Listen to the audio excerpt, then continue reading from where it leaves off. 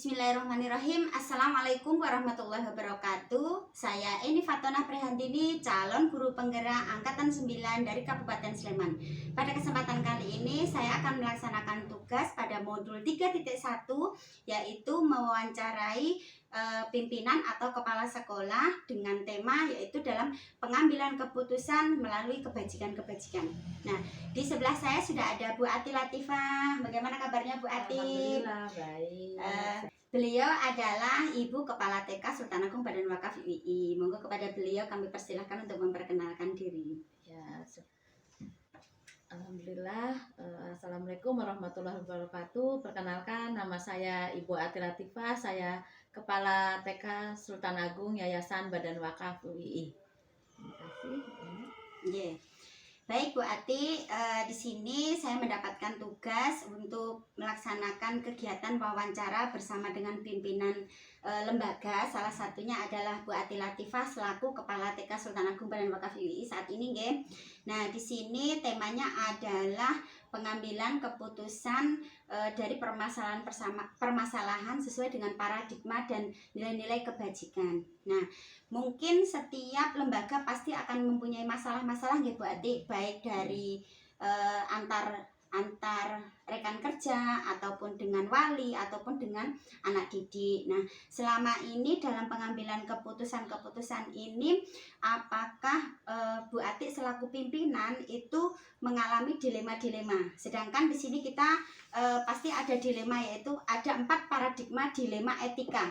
Yang pertama tentang dilema dengan individu melawan kelompok, kemudian rasa keadilan lawan rasa kasihan, kemudian kebenaran lawan kesetiaan, jangka pendek lawan jangka panjang.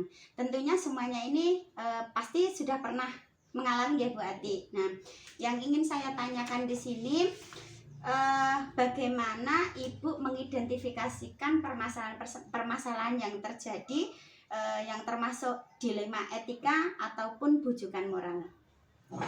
Terima kasih. Sebelumnya benar sekali kalau di suatu lembaga jelas banyak sekali permasalahan yang harus diselesaikan dan mengambil keputusan yang tepat untuk suatu permasalahan itu.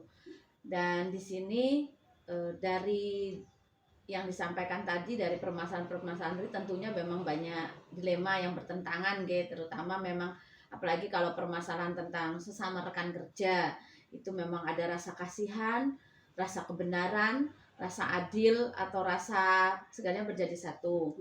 Nah, itu sebelum kita memutuskan itu memang bisa sampai, kalau saya ya, kalau yang selama ini dialami, mesti dipikirkan dulu, diidentifikasikan dulu permasalahannya apa.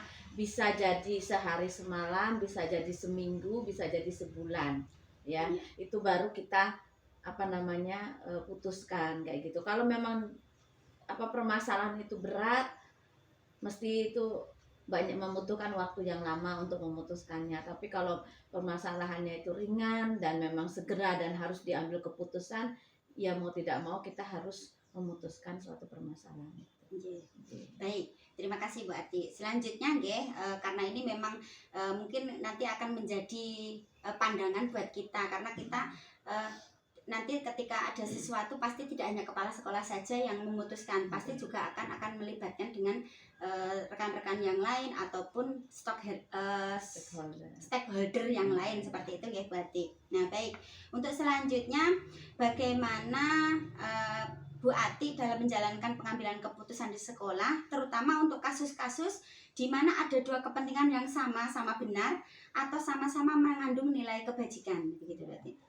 Kalau untuk kasus ini kita lihat dulu, ini kasusnya berhubungan dengan lembaga sendiri atau tidak. Karena kan kalau misalnya ada suatu permasalahan misalnya dengan lembaga, ini khusus untuk lembaga ya, ini kepentingan lembaga dulu pertama.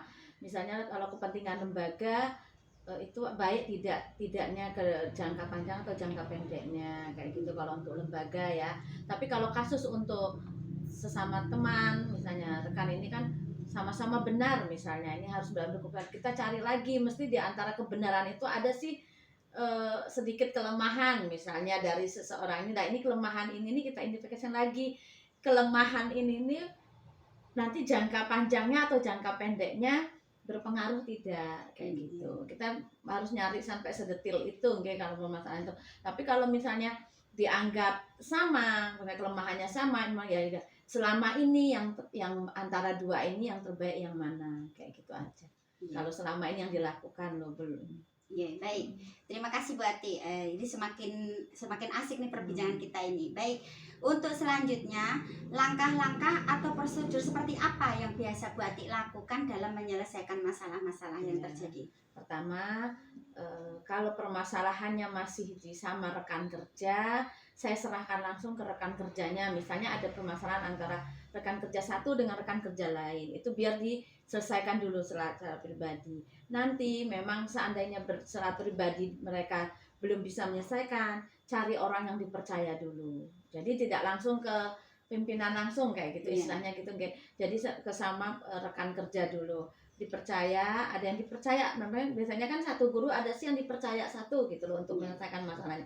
Itu pun kalau misalnya kepentok dia tidak bisa menyelesaikan masalah, baru langsung ke kepemimpinan, ke saya kayak gitu. Nanti saya baru nyari dulu akar permasalahannya, tidak langsung ngejas satu dan lain. Nah, karena ini apalagi ini berhubungan dengan dua rekan kayak gitu ya, dua guru misalnya yang tidak kita sebutkan situ. Nanti saya juga harus mencari pendapat dari satu guru yang satu sama satu guru yang lain kayak gitu, yang antara duanya harus diselesaikan dulu kayak gitu. Jadi biar ini dapat solusi sendiri dulu gitu ya. Jika memang tidak mendapatkan solusi baru kasih langkah berikutnya begitu. Baik Bu Ati. Kita lanjutkan ya. Hal-hal apa saja yang selama ini Bu Ati anggap efektif dalam pengambilan keputusan pada kasus-kasus yang menyangkut dengan dilema etika seperti itu. Ya, kalau untuk tadi ya benar tadi yang sudah saya sebutkan. Pertama, biar rekan guru mempercayai seseorang dulu. Itu pertama, mereka berkomunikasi dulu. Kedua, kita nanti kalau udah kepentok baru kita ngajakan coaching sama guru itu. Kita panggil, kita ajak ngobrol kayak gitu kan. Kalau selama ini kita ajak ngobrol permasalahannya apa. Kalau masalahnya nyangkut sesama rekan guru, memang saya harus turun langsung menyelesaikannya. Tapi kalau menyangkut keluarga, nah itu dalam tanda kutip saya tidak bisa langsung menyentuh ke ranah di mereka, cuma hanya bisa memberikan solusi dan istilahnya tidak sampai mengganggu pekerjaan dia selama di sekolah. Jadi intinya bahwa segala sesuatu itu ada etikanya ya. Jadi kalau itu permasalahan dengan keluarga ya itu biar diselesaikan terlebih dahulu. Cuma kita hanya bisa ngasih solusi kulitnya aja lah, jangan sampai kita masuk ke dalamnya. Baik, terima kasih Bu Ati. Untuk selanjutnya, hal-hal apa saja yang selama ini merupakan tantangan dalam pengambilan keputusan pada kasus-kasus yang terjadi tentang dilema etika seperti itu Bu? Pertama itu jelas bertentangan dengan hati nurani. Itu benar-benar apalagi kalau kasus itu menyangkut rekan-rekan guru kayak gitu. Itu tuh memang hati nurani. Memang satunya saya tidak mungkiri gitu misalnya aduh ini kok kasihan tapi kok butuh diperbaiki kayak gitu kan. Mau mengungkapkan gimana, kadang itu ya dilema yang susah. Tapi tidak mau kita harus memutuskan. Kedua, kalau menyangkut lembaga dan saya harus misalnya saya kayak contoh lah, kita harus ke yayasan kayak gitu misalnya. Tapi di sekolah membutuhkan kita. Nah, kayak gitu tuh harus benar-benar ini gimana caranya kalau misalnya di sekolah bisa ada yang handle dan itu baik untuk sekolah, oke, kita laksanakan. Itu kadang kayak gitu. Terus memang rasa keadilan tadi, rasa keadilan itu kan kita nggak bisa diukur. Benar-benar tidak bisa diukur. Menurut saya ini sudah adil, tapi menurut teman-teman kali menjadi suatu problem kayak gitu kan. Tapi kan kalau saya memutuskan biasanya sudah melihat ini baik buruknya kayak gitu kan. Tapi kadang kan orang melihatnya kok kayak gitu banget, tidak misalnya gitu kan. Itu kadang rasa itu loh sama keadilan tadi. Baik, ini berarti sudah masuk pada istilahnya dari paradigma ini tadi ya Bu. Jadi udah masuk semua ya. Jadi harus sesuai dengan hati nurani, harus sesuai dengan keadilan, kemudian rasa kasihan seperti itu nggih. Dan yang jelas nih kita juga memikirkan jangka pendek dan jangka panjang seperti itu. Baik, untuk selanjutnya, apakah Bu Ati memiliki sebuah jadwal tertentu apabila mau menyelesaikan masalah yang terjadi seperti itu Bu Ati? Iya. Kita lihat permasalahannya dulu. Kalau memang permasalahannya mendesak dan harus diselesaikan, hari itu juga saya selesaikan. Iya. Kayak gitu. Tapi kalau memang permasalahannya itu masih bisa ditunda istilahnya untuk menyelesaikan dan biar bisa menyelesaikan sendiri, yaitu nanti kita panggil kayak gitu istilahnya. Kayak gitu. Apalagi kalau masalah sudah menyangkut sebetulnya masalah pribadi tapi menyangkut menyangkut suasana sekolah kayak gitu kan, itu kan kudu ada penyelesaian juga. Tapi kan memang kita beri waktu kayak gitu. Nanti baru kita panggil kalau memang sudah benar-benar menyangkut permasalahan ke sekolah kayak gitu. Dari permasalahan pribadi tetapi bisa menyangkut ke permasalahan sekolah. Itu tuh harus kita panggil tertentu gitu kan. Secara pribadi gitu nih. Iya, secara pribadi. Karena juga akan menjaga nama baik juga. Baik, untuk selanjutnya, adakah seseorang ataukah faktor-faktor apa yang selama ini mempermudah atau membantu Bu Ati dalam pengambilan keputusan pada kasus-kasus dilema etika ini? Kalau seseorang tidak, saya punya beberapa orang yang bisa membantu dan memang punya standar sama kayak gitu kan, untuk memajukan sekolah, lembaga kayak gitu kan. Jadinya bukan seseorang, dari beberapa orang yang bisa jadi bisa untuk mengungkapkan dan mengasih solusi baiknya seperti apa, kedepannya seperti apa kayak gitu. Ya itu saya memang punya, tapi terus saya olah lagi kayak gitu, benar tidak, baik tidak langsung kita putuskan, nanti baru kita memutuskan secara bersama-sama. Kalau untuk menyangkut lembaga ya kita lakukan bersama di dalam rapat, kita koordinasi baik buruknya, nanti baru kita fulurkan bersama-sama menjadi keputusan bersama. Baik Bu Ati, ini pertanyaan terakhir ya Bu Ati. Nah, dari semua hal yang terjadi, permasalahan yang sudah terjadi selama Bu Ati memimpin di lembaga ini, kira-kira pembelajaran apa yang mungkin bisa Bu Ati ambil selaku kepala sekolah yang sudah menjabat kira-kira sudah beberapa tahun ini gitu Bu Ati? Banyak banget pembelajaran, Pertama, kita harus bisa memahami karakter, yang terutama karakter dari teman-teman, karakter siswa, karakter orang tua, guru, dan kita bisa menempatkannya gitu loh. Harus bagaimana ini kalau misalnya ada permasalahan ini, kita harus bagaimana kita nanggapinya, perlu pakai emosi atau perlu pakai istilahnya lebay sedikit atau pakai ngerayu gitu kan. Itu memang itu belajar banyak, itu dapat karakter banyak kayak tadi situ. Terus selanjutnya dapat nilai-nilai kebajikan. Memang kita itu rasa keadilannya kita harus bagaimana menempatkan, terus rasa sayang kita, rasa perasaan kita itu nambah kayak gitu loh ya. Itu kan terus nanti dapat lagi nilai-nilai keakraban, yang terutama ya keakraban, kerjasama, kekeluargaan dan gotong royong. Itu yang kita yang kita dapatkan di situ, bisa membantu untuk kita nambah dewasa lagi, mengambil keputusan secara bijaksana tanpa menyakitkan orang banyak kayak gitu. Itu yang diambil. Jadi intinya mendapatkan sesuatu yang bisa membuat kita itu senang bersama, bahagia bersama, keputusan hasilnya tuh jadi membanggakan semua lah kayak gitu. Membahagiakan semuanya. Jadi membuat suasana menjadi nyaman seperti itu gitu, Bu Ati.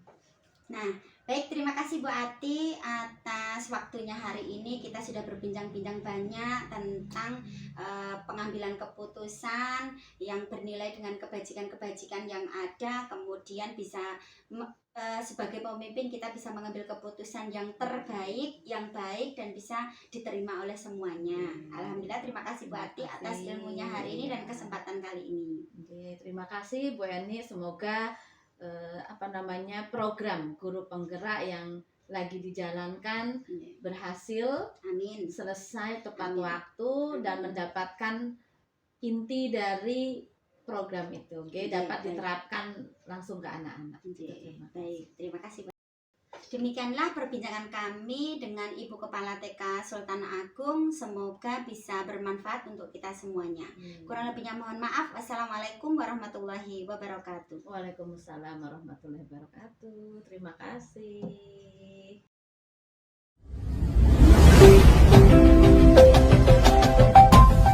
Bismillahirrahmanirrahim. Assalamualaikum warahmatullahi wabarakatuh. Saya Eni Fatona Prehandini, calon guru penggerak angkatan 9 bersama dengan Bu Asri Nur Hidayati, Sarjana Pendidikan, Kepala Sekolah TK Abbasi Maria Pencaksari.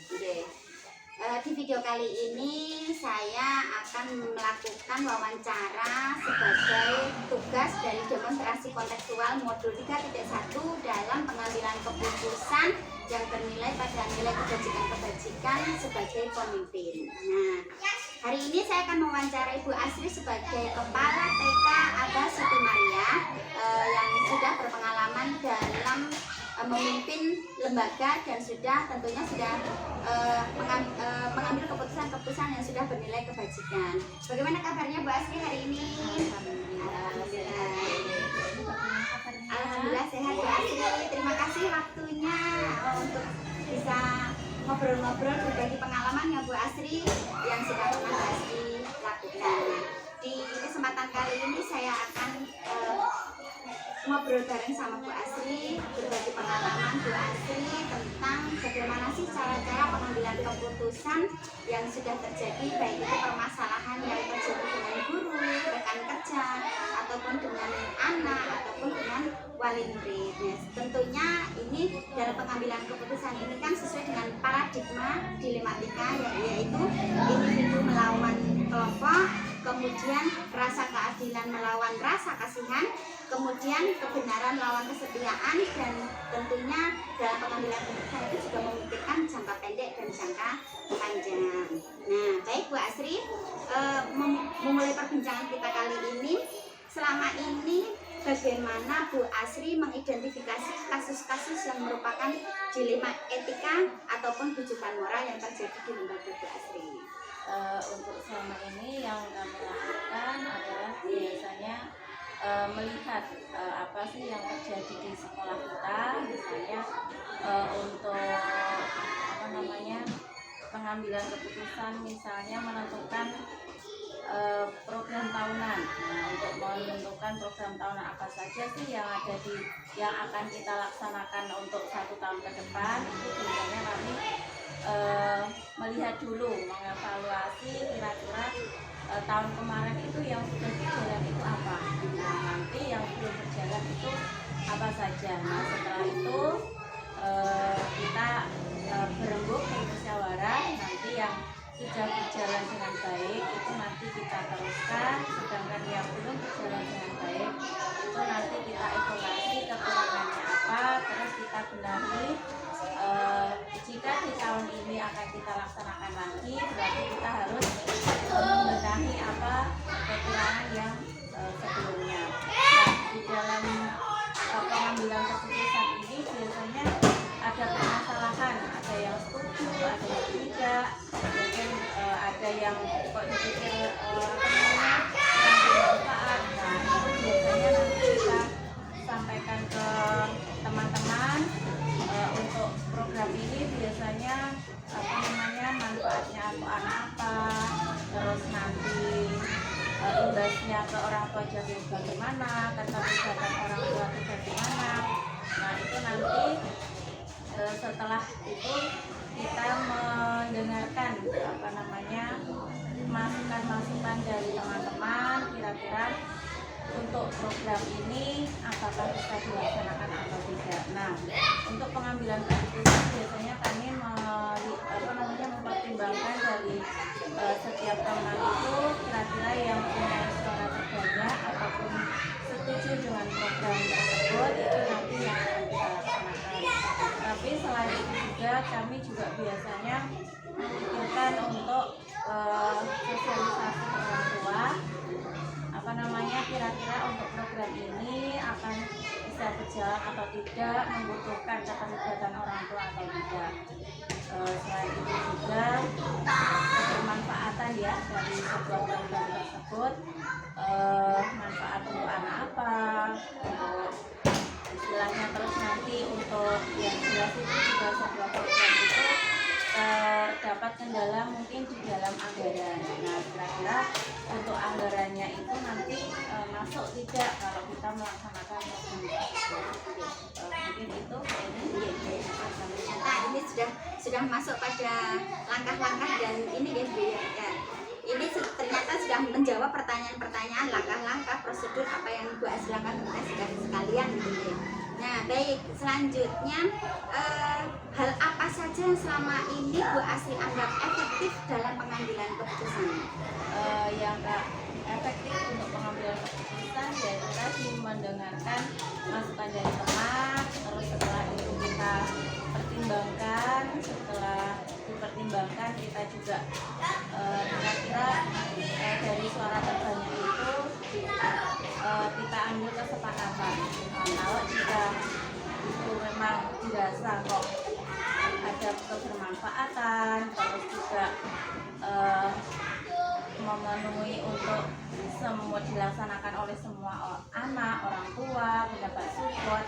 Nah, itu nanti jelas yang akan kita laksanakan. Baik, terima kasih Bu Asri. Terus selanjutnya, kira-kira dalam pengambilan keputusan itu ada tantangan tidak?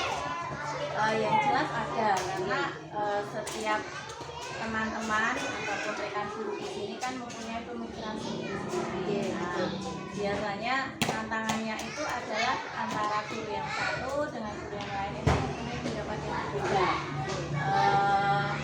Ada yang mungkin yang sama, tapi ada juga yang berbeda. Nah, dilemanya itu jika yang berbeda ini nanti ke depannya tidak bisa, istilahnya karena kita ini harus saling menghormati dan menghargai, jadi mau nggak mau mungkin yang berbeda ini jika terpaksanya kok pendapatnya ini tidak tidak kita kesepakati, ya harus legowo terima kalau ini merupakan sebuah keputusan bersama. Baik.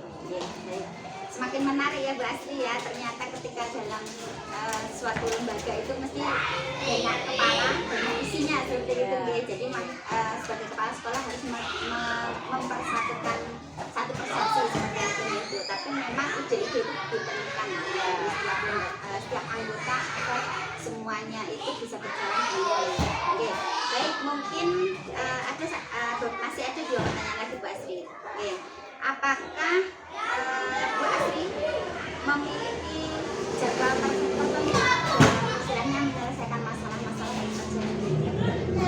Kalau jadwal tertentu tidak ada, cuman mungkin jika ada permasalahan, langkah selanjutnya adalah kita mengumpulkan teman-teman secara instrumental saja. Ini ada permasalahan seperti ini, ada mungkin masukan kritik dari orang tua.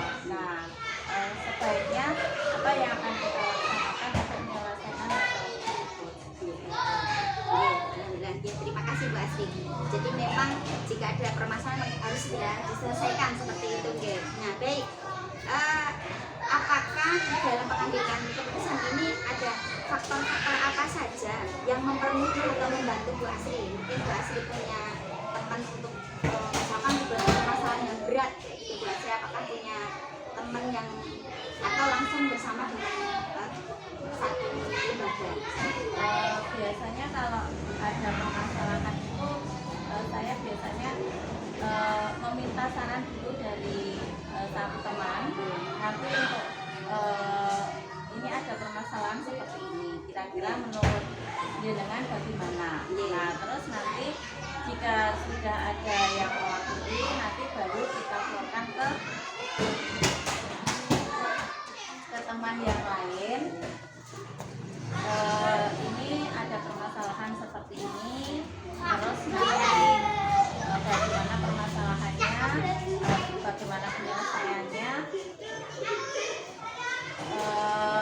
saya sudah mendapatkan istilahnya gambaran dari satu orang.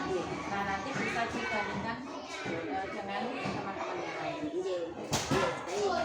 Terima kasih Bu Asri untuk penjelasannya. Mungkin ini pertanyaan terakhir ya Bu. Dari apa yang sudah kita perbincangkan ini tadi, kira-kira pembelajaran apa yang kita petik dari perbincangan kita ini? Pembelajarannya adalah sebagai seorang pemimpin bahwa kita tidak boleh memaksakan kehendak kita atau bersifat otoriter kepada misalnya teman-teman bahwa keputusan itu harus sesuai apa yang kita mau, tetapi harus mendengarkan masukan-masukan dari teman-teman dan juga pendapat dari mereka, nanti baru diambil sebuah kesepakatan bersama. Terima kasih sekali Bu Asri. Ternyata saya dari pembinaan kita ini saya jadi belajar dari Bu Asri dalam rangka pengambilan keputusan itu sebagai pimpinan kita harus bisa memilah-milah ya Bu ya, mana yang untuk pribadi, mana yang untuk kelompok, mana yang kebenaran, untuk berpikir jangka panjang, jangka pendek, dan dalam pengambilan keputusan memang kita tidak bisa memaksakan kehendak kita seperti pimpinan. Demikianlah perbincangan kami bersama dengan Ibu Asri Nurhidayah, Sarjana Pendidikan selaku Kepala TK Aga Siti Mariam tentang pengambilan keputusan. Kami sebagai calon guru penggerak tentunya harus banyak belajar dalam rangka mempersiapkan diri sebagai pemimpin dalam rangka pengambilan keputusan sesuai dengan dilema nilai-nilai kebajikan sebagai seorang pemimpin. Baiklah, terima kasih Bu Asri. Mungkin perbincangan kita hari ini cukup sekian dulu. Terima kasih sekali atas ilmunya. Terima kasih Bu Asri. Banyak salah, mohon maaf. Sama-sama Bu Asri. Terima kasih atas perhatiannya. Mohon maaf. Wassalamualaikum warahmatullahi wabarakatuh.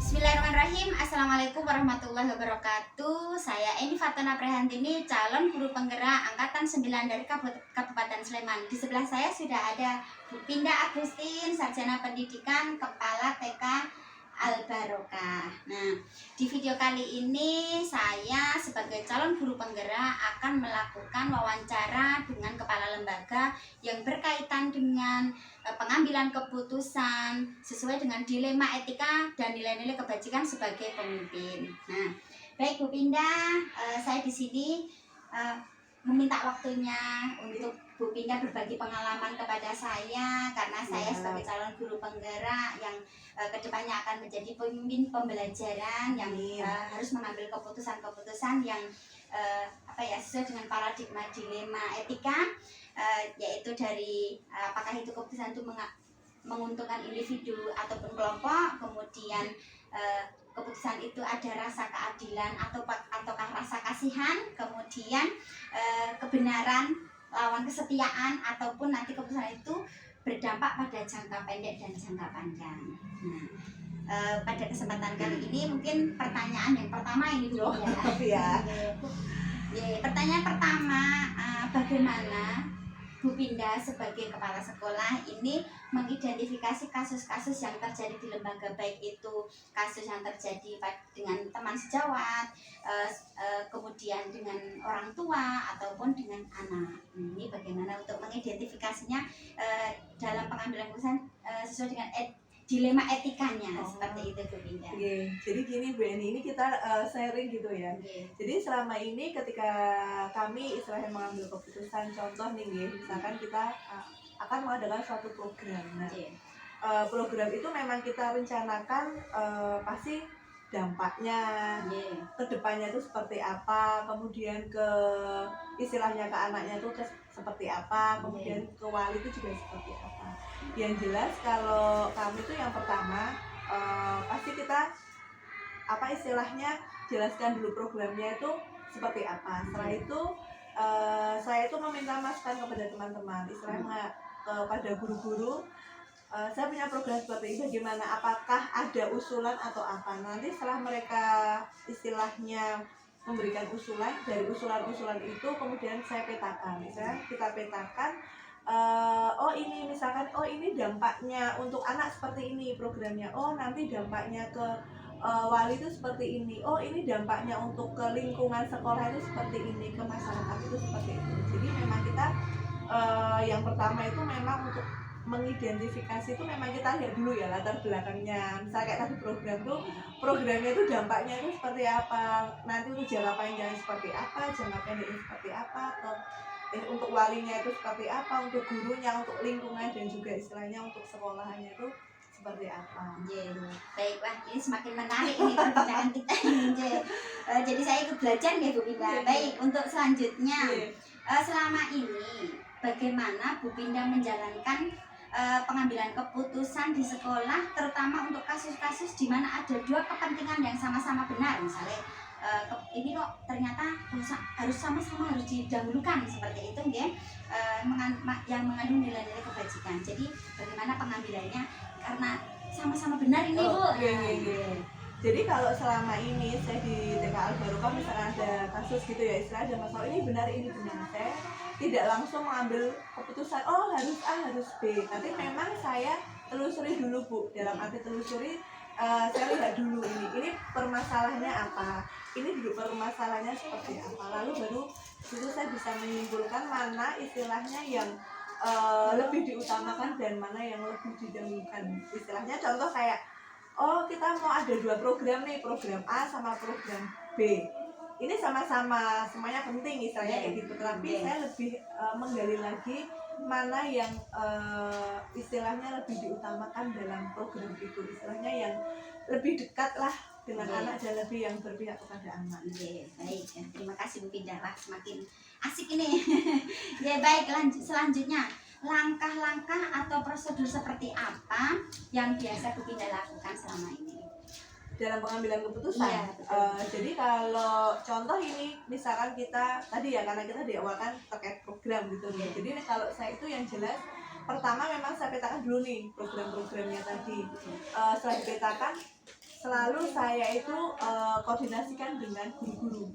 Jadi istilahnya saya ada program ini atau mungkin dari guru-guru itu ada program, kemudian kita bahas bareng, kemudian kita musyawarahkan bersama, kemudian kita voting bersama. Jadi memang keputusan ini memang keputusan bersama, tidak istilahnya pure karena istilahnya senang ini aja enggak. Jadi memang kita sistemnya adalah tadi istilah musyawarah dan kebersamaan serta yang pasti pakai voting juga sih. Gitu. Karena agar nanti hasilnya sama-sama enak seperti itu. Baik. Selanjutnya, hal-hal apa saja yang selama ini Bu Pinda anggap efektif dalam pengambilan keputusan pada kasus-kasus dilema etika? Yang jelas tadi untuk yang efektif itu yang jelas pertama pasti saya koordinasi lagi, istilahnya koordinasi dengan guru-guru, lalu di situ kita benar-benar kita bahas terutama dampak pengaruhnya. Nah, jadi memang apa ya, kita komunikasikan. Baik. Terima kasih Bu Pinda. Lanjut nggih.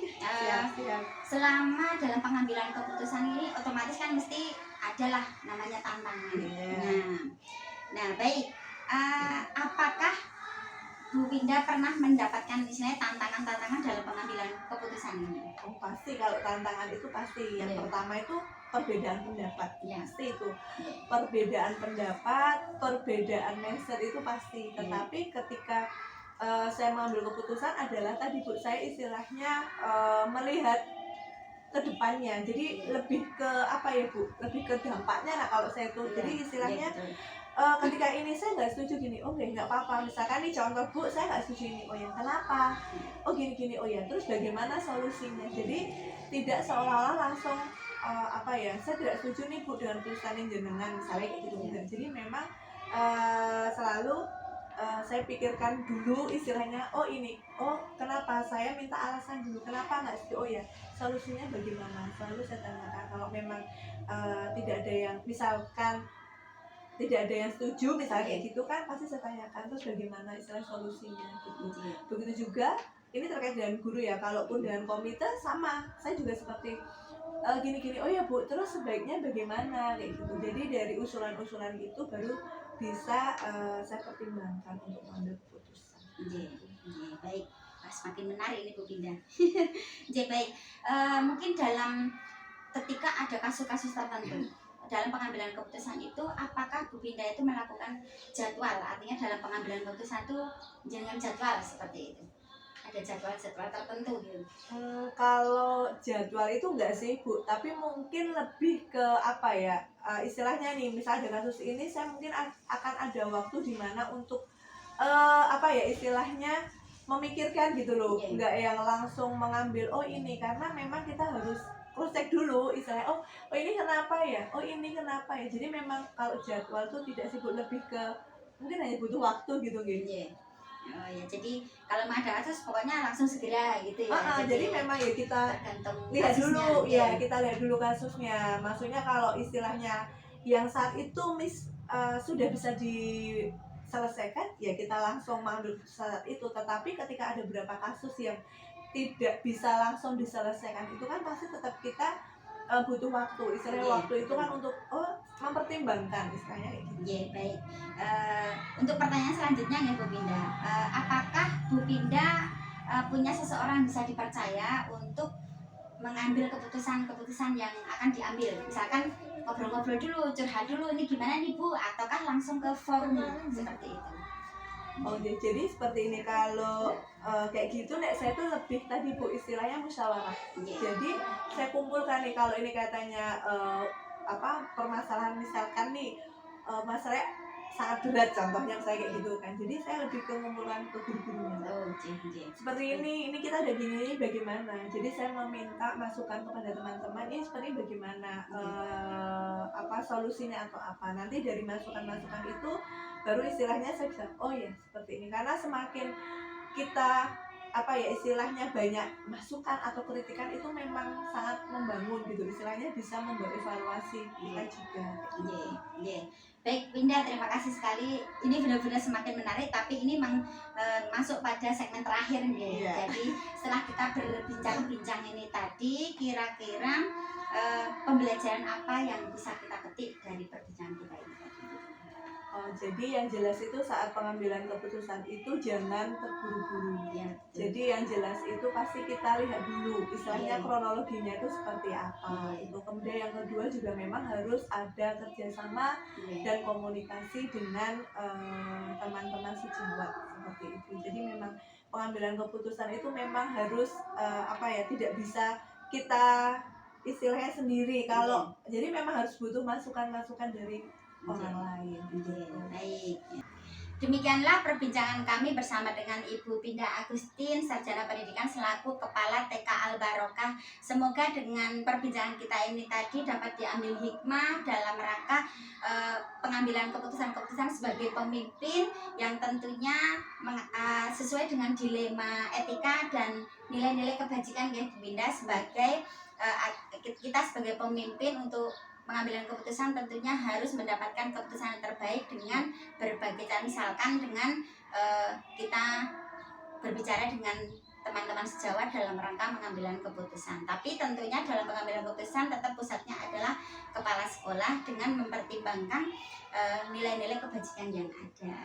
Semoga dari perbincangan tadi dapat diambil hikmah sebagai kita calon pemimpin, sebagai calon guru penggerak, sebagai pemimpin pembelajaran.